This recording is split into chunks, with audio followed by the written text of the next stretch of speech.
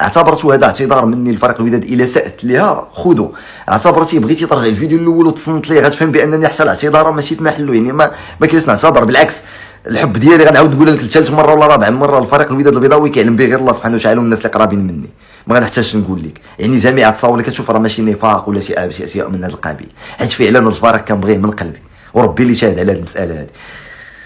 كنعتذر مره اخرى الناس اللي عندهم غيره على هذا الفريق هذه، ما عمري غادي نعتذر من الناس اللي كيشجعوا واحد المسيرين معينين وتيسترزقوا بهذه المسائل هذو. وضح لنا الامور ديال الوداد البيضاوي لا علاقه لها مع بارون المخدرات ولا الاموال اللي كتمول. ورجع للفيديو وشوفوا، كنطرح سؤال على السي سعيد الناصري كونه كرئيس ديال ذاك الفريق، ولا بغيتي راه ذكرتهم بربعه، سعيد الناصري وبعيوي لطيفه رأفت والوداد البيضاوي، ودخلت وهضرت على لطيفه رأفت وقلت بان الدار اللي كاينه في حي الرياض ولا ما عرفت في السويسي راه لا علاقه لها مع بارون المخدرات، ونصرت وثيقه من الوثائق اللي عندي واللي فيها مستندات لا على القضيه ديال الوجده والسعيديه والامور الاخرى، لا على قضيات ديال الناصري واشياء اخرى. والحوار ديالي كامل كان موجه للناصري وتبرئه الوداد من الموضوع ديال الاخر حسب ما يروج بخصوص القضيه ديال الوداد البيضاوي. هذا الفيديو موجه بشكل مباشر للجمهور ديال الوداد واعضاء المكتب المسير ديال الوداد، وخصوصا دوك الناس اللي ما تفرجوش في الفيديو اللي داير هذه البلبله كامله. يكفي انهم يشوفوا تصويرتك في واحد الباج ومكتوبه فوق منها شنو قال هذا السيد هذا ويبارطاجي ويبدا يحكم عليك بلا ما يتصنت. داكشي علاش غنقول لك طبق معايا غير الحكمه الربانيه، سمعني جوج مرات حكم عليا غير مره. الحب ديالي لفريق الوداد البيضاوي كيعلم به غير الله سبحانه وتعالى والناس اللي قرابين مني، وكاين حتى شي ناس اعضاء المكتب المسير ديال الوداد عارفين هادشي. الا كان عندكم شي تشارج انا غادي نصفيه عليكم. وفي هذا الفيديو بالضبط الناس المحبين لهذا الفريق وعندك غيره عليه ما غنطلب منك غير تصنت ليا ويحكم عليا في الاخر داكشي اللي بغيتي. غادي نبغي نقول لك بانني في هذا الفيديو غادي نقول فيه كلشي واخيلا هو الاخر، حتى من القضيه ديال الجزء الثاني والحقائق اللي عندي وشنو بغيت نقصد بداك الفيديو الاول، حتى الا كنتي ما تفرجتيش فيه وتفرجتي في هذا يكفي. غادي نبداو هذا الفيديو هذا على بركه الله. بيني وبين الصحافه الرياضيه والمشاكل الكرويه الاف الكيلومترات ما عمري دخلت فيهم ولا هضرت على شي فريق، وخير دليل هاد التصويره نيت اللي كتشوفوا كانت في 2019 وكاتب فيها لتحت مع جمهور الترشي امام مولاي عبد الله وماشي باب سريقه، من بعد ديك الواقعه اللي وقعت لنا كذلك في باب سريقه اللي مشى لنا فيها الكاس اللي عيان باين وشفنا الفضيحه ديال الكاف مع جوج ديال الفرق اللي دائما عندنا مشاكل معاهم. كنفهم في كره ولكن ما عمري نهضر فيها، انا ما عندي من لا امام ملفات الفساد. اما فريق الوداد البيضاوي ما غاديش نحتاج نعاود نقول لكم المحبه ديالو ليا قدام الله سبحانه وتعالى والناس اللي قرابين مني اللي غادي تعرفوها، اما ما غيمكنش نقولها لكم. ولا قدرتوا تسولوا بعض اعضاء المكتب المسير راه غيلقاو هادشي، ولا سولتوا حتى بعض الزملاء في المجال الصحفي راه غيقولوا لكم هادشي وما غنحتاجش نقولوا لكم. اعتبرتي هادشي توضيح وغادي نوضحوا لك بالدليل اوكي، اعتبرتيه خوف اوكي، اعتبرتيه احترام وتقدير واعتذار اوكي، اللي بغيتي تعتبروه اعتبروه. غنبدا معاك غير في الفيديو اللي داير هاد الضجه ديال اللي كتسناو كاملين الجزء الثاني فيه. الجزء الاول على ما نهضرش كاينين 4 ديال الاشياء مذكورين. المساله ديال الوداد البيضاوي انا غادي نقولها بصريح العباره، دائما كانت تتلاحقها واحد التهم ماشي من اطراف بالمدن وانتم عارفين هادشي، كانت تلاحقها من اشياء كثيره وقديمه بزاف. هنا بغيت نوضح ان الامور ديال الوداد البيضاوي لا علاقه لها مع بارون المخدرات ولا الاموال اللي كتمول. ورجع للفيديو وشوفوا، كنطرح سؤال على السي سعيد الناصري كونه كرئيس ديال ذاك الفريق، ولا بغيتي راه ذكرتهم بربعه، سعيد الناصري وبعيوي لطيفه رأفت والوداد البيضاوي، ودخلت وهضرت على لطيفه رأفت وقلت بان الدار اللي كاينه في حي الرياض ولا ما عرفت في السويسي راه لا علاقه لها مع بارون المخدرات، ونصرت وثيقه من الوثائق اللي عندي واللي فيها مستندات لا على القضيه ديال الوجده والسعيديه والامور الاخرى، لا على قضيات ديال الناصري واشياء اخرى. والحوار ديالي كامل كان موجه للناصري وتبرئه الوداد من الموضوع ديال الاخر. وبعد 24 ساعه راني خرجت ووضحت وقلت لكم ها الجمهور ديال الوداد البيضاوي، انا راه ما كنهضرش مع الجمهور ديال المسؤولين ولا الناس اللي حط صورتك وغادي يسبونسوريها وحط صورت ديال واحد الشخص اللي غدا ولا بعد غدا يقدر يتمثل امام القضاء وتبان الحقيقه ديالو وغادي ترجع تقول هو عن دامتي. انا كنوجه كلامي حتى لبعض الصحفيين ولا غير اللي خصو غير يضربك، اما هذوك اللي كيظنوا انهم مسترزقه غير تيسترزقوا، الناس اللي قرابين من هادو داخلين في الموضوع وكيقولوا لي يا اخي اشرف ما ديرش في هذوك راه غير كيسترزقوا، راه ما غاديش نجاوبكم ولا نحتاج نجاوبكم. انا هنا كنوضح للجمهور الوداد البيضاوي باش ما ياخذش عليه واحد النظره اللي ما كانتش. غادي نرجع معاك غير الفيديو واللي ناقشت فيه موجود ديال المواضيع في الاول ديال الوداد وديال لطيفه رأفت، وقلت بالحرف وقلت واش سول سي سعيد الناصري وكنوجه كلامي سعيد الناصري واش ما خديتيش، وما غاديش نحتاج نقول لك واش ما عنديش الدليل. الا كان الدليل غيأثر على القضاء ويأثر عليا اكثر ما عندي ما ندير بشي حاجه نخرج بها. وانا نقول لك انا قدام القضاء راه غادي ندافع على نفسي وغادي نعطي داكشي اللي خصو يتعطى، حيت راه ماشي ما غاديش نبقى ساكت. انا اليوم كصحفي راه ما غاديش نخرج نضر راسي داك الضرر اللي قادر لك. غنرجع معاك غير الفيديو اللي داير الضجه هادي وسمع مزيان شنو قلت.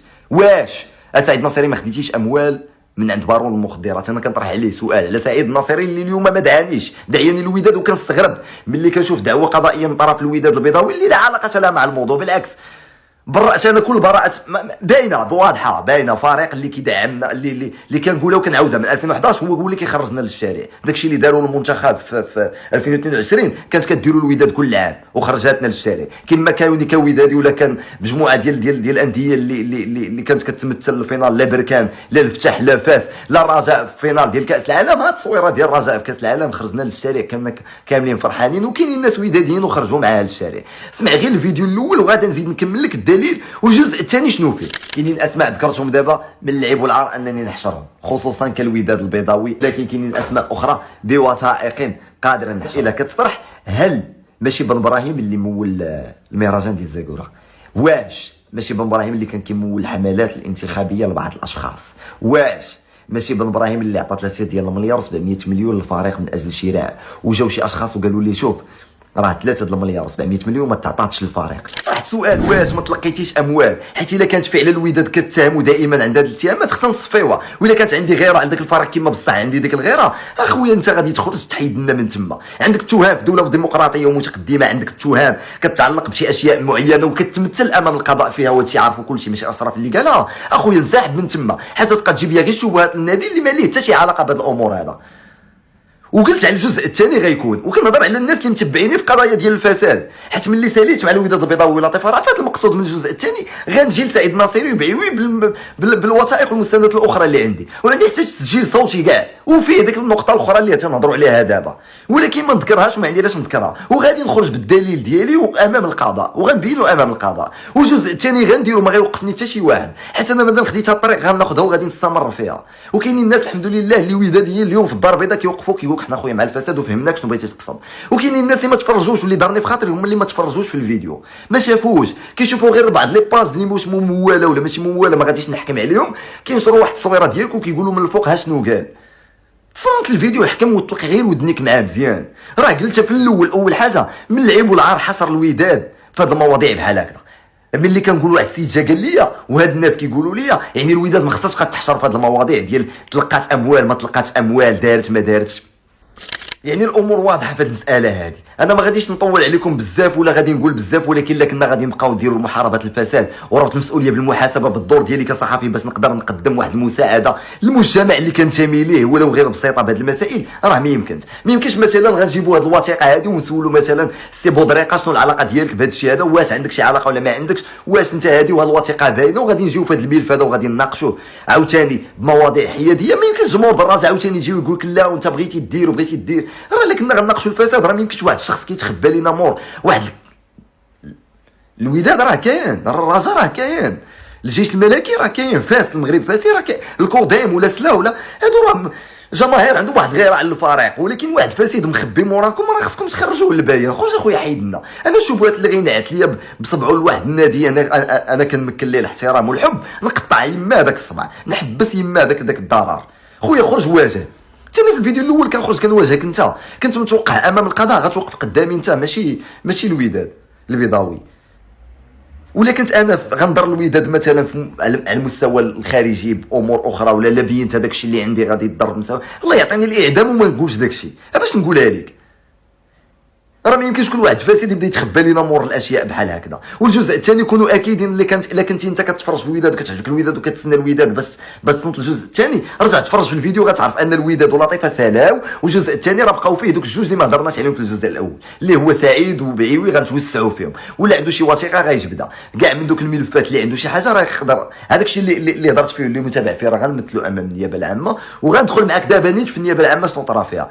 تمثلنا امام النيابه العامه بالطرفين بجوج، جيت انا وجا المسؤول ديال يعني ما عرفتش واش الناطق الرسمي ولا المسؤول القانوني على الوداد، يعني اللي متابع في القضايا اللي خصو يتابعني انا في القضايا ديالو، ما عرفت الاسم ديالو. كان المحامي ديال الفريق. دخلت انا عند النائب وكيل الملك واستمع ليا الطرف المدني، يعني الطرف ديال الوداد جاو معطلين شي شويه واحد 3 دقائق بحكم انه كان عندهم واحد الالتزامات كانوا في تونس. ما استمعش لهم نائب وكيل الملك بانهم جاو معطلين. ولكن انا والمحامين ديالو اللي مشكورين اللي ما اصلا ما طلبتش انا محامي باش نطرف امام الوداد، كانت مبادره شخصيه من طرفهم. ما كانش عندنا مشكل، كنا نعاودوا عاوتاني نتمثلوا امام النائب وكيل الملك. الا بغى السيد النائب وكيل الملك، ما بغاش قال لك لا، والامور دازت بعدا سلميه وحبيه بعضياتنا والامور عاديه. قال لي انا المحامي واش تعاود تبغي تقدم حيت راه يلاه جا، وقلت انا ما عنديش مشكل. هو كان ملي استشروا مع نائب وكيل الملك ما دازوش معنا، تحددات واحد الجلسه مستقبلا غادي تكون، غادي ندافع بحقي انا حيت كاين باش غادي ندافع. ونقولها لك انا اعتبرت هذا اعتذار مني لفريق الوداد. الا سأت ليها خذوا، اعتبرتي بغيتي ترجع الفيديو الاول وتصنت ليه غتفهم بانني حتى الاعتذار ماشي في محله. يعني ما كاينش نعتذر، بالعكس الحب ديالي غنعاود نقولها لك لثالث مره ولا رابع مره. الفريق الوداد البيضاوي كيعلم به غير الله سبحانه وتعالى والناس اللي قرابين مني، ما غنحتاجش نقول لك. يعني جميع التصاور اللي كتشوف راه ماشي نفاق ولا شي اشياء من هذا القبيل، حيت فعلا الفريق كنبغيه من قلبي وربي اللي شاهد على هذه المساله هذه. كنعتذر مره اخرى الناس اللي عندهم غير على هذا الفريق هذه. ما عمري غادي نعتذر من الناس اللي كيشجعوا واحد المسيرين معينين وتيسترزقوا بهذه المسائل هذو. وتبارك الله عليكم.